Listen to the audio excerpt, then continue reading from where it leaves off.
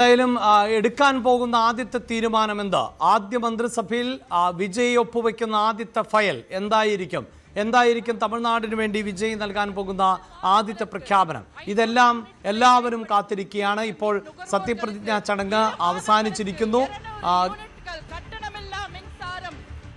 വിനോദ് ചേരുന്നുണ്ട്. വിനോദ്, വിജയുടെ മുന്നേറ്റം, ഇതുവരെയുണ്ടായ നീക്കങ്ങൾ, അതൊക്കെ അപ്രതീക്ഷിതമാണ്. ഇനിയിപ്പോൾ സർക്കാരിന്റെ പ്രകടനം എന്താകും എന്നത് സംബന്ധിച്ച് മാത്രമാണ് സംശയങ്ങൾ ഉണ്ടാകുന്നത്. അതും നമ്മൾ കാത്തിരുന്ന് മാത്രമേ കാണാൻ സാധിക്കുകയുള്ളൂ. ഇന്ന് വൈകിട്ട് തന്നെ ആദ്യത്തെ മന്ത്രിസഭാ യോഗം ചേരുന്നു എന്നാണ് അറിയാൻ സാധിക്കുന്നത്. അഭിലാഷ്, തീർച്ചയായിട്ടും ആദ്യത്തെ ക്യാബിനറ്റ് ചേരേണ്ടതുണ്ട്. അതോടൊപ്പം തന്നെയാണ് മന്ത്രിസഭയുടെ വിപുലീകരണം. കോൺഗ്രസിന് 2 മന്ത്രിസ്ഥാനങ്ങൾ വാഗ്ദാനമായി നൽകിയിട്ടുണ്ട്. നമ്മൾ ഈ കണക്കുകൾ പറയുമ്പോൾ അഭിലാഷ്, അതിനോടൊപ്പം ചേർക്കേണ്ട ഒരു കാര്യം കൂടിയുണ്ട്. അമ്മ മക്കൾ മുന്നേറ്റ കഴകമെന്ന മറ്റൊരു പാർട്ടി കൂടിയുണ്ട്. TTV ദിനകരൻ ജനറൽ സെക്രട്ടറി ആയിട്ടുള്ള പാർട്ടിയാണ്. അതിന് ഒരു MLA ആണുള്ളത്.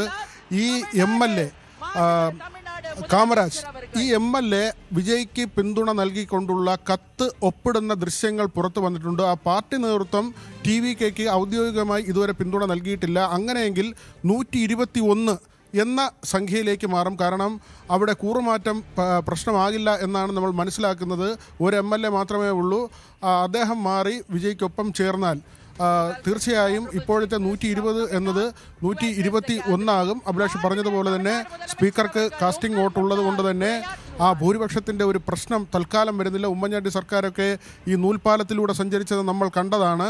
ഏതായിരുന്നാലും 118 എന്ന സംഖ്യ. തിരുച്ചിറപ്പള്ളി ഈസ്റ്റിൽ വിജയ് രാജിവെക്കും. പെരമ്പൂരാണ് മറ്റൊരു മണ്ഡലം. പെരമ്പൂർ നിലനിർത്തിക്കൊണ്ട് തിരുച്ചിറപ്പള്ളി ഈസ്റ്റ് രാജിവെക്കുകയും അവിടെ തൃഷ മത്സരിക്കുകയും ചെയ്യും എന്ന വിവരമാണ് വരുന്നത്. അങ്ങനെയെങ്കിൽ 108 സീറ്റ് വിജയിച്ചാൽ 108 എന്ന സംഖ്യയിൽ വീണ്ടും വിജയുടെ പാർട്ടി എത്തും. അങ്ങനെ നോക്കുമ്പോൾ 121 എന്ന സംഖ്യയിലേക്ക് എത്തും. 118 എന്ന കേവല ഭൂരിപക്ഷത്തിൽ നിന്ന് 121 എന്ന സംഖ്യയിലേക്ക് എത്തും. അങ്ങനെയെങ്കിൽ കുറച്ചുകൂടി സമാധാനപരമായി ഈ സർക്കാരിന് കുറച്ച് മുമ്പോട്ട് പോകാൻ കഴിയും എന്നതാണ്. മറ്റൊന്ന്, ADMKയിൽ ഇനി സംഭവിച്ചേക്കും എന്ന് കരുതുന്ന പിളർപ്പാണ്. അങ്ങനെ ഒരു പിളർപ്പ് സംഭവിച്ചാൽ അവിടെ നിന്ന് വലിയൊരു വിഭാഗം MLA മാർ ഇങ്ങോട്ട് വരികയും അവർക്ക് കൂറുമാറ്റ നിരോധന നിയമപ്രകാരമുള്ള കാര്യങ്ങൾ ബാധകമായില്ലെങ്കിൽ, ഇലക്ഷൻ കമ്മീഷന്റെ നടപടി നേരിടാത്ത വിധം ഭൂരിപക്ഷം MLA മാർ വരികയാണെങ്കിൽ തീർച്ചയായും വിജയ്ക്ക് കൂടുതൽ കംഫർട്ടബിൾ ആയിട്ടുള്ള ഒരു മെജോറിറ്റി ലഭിക്കും, മുന്നോട്ട് പോകാൻ കഴിയും. അഭിലാഷ്, നമ്മൾ നേരത്തെ ലൈവിൽ പറഞ്ഞതിൽ ഒരു തിരുത്തുണ്ട്.